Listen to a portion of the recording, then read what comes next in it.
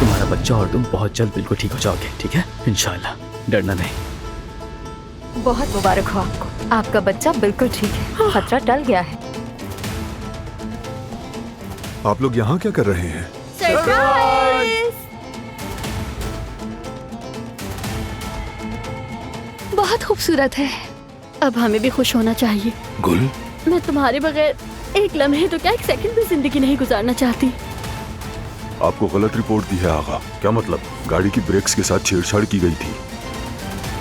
किसी ने जानबूझकर ब्रेक खराब किए थे। जिसने भी ये किया है, रिपोर्ट भी उसने बिगाड़ी। ये कोई हादसा नहीं था बेटे। किसी ने हमारे लिए जाल बिछाया है और वो जो कोई भी है उसे ढूंढ लूंगा। बाल बाल बच गए हम लोग। बारान को सारी हकीकत मालूम हो चुकी है और तुम अभी तक बेखबर हो। क्या? तुम्हारा भतीजा सब जानता है। तुम जो कोई भी हो, मुझसे मजीद छुप नहीं पाओगे।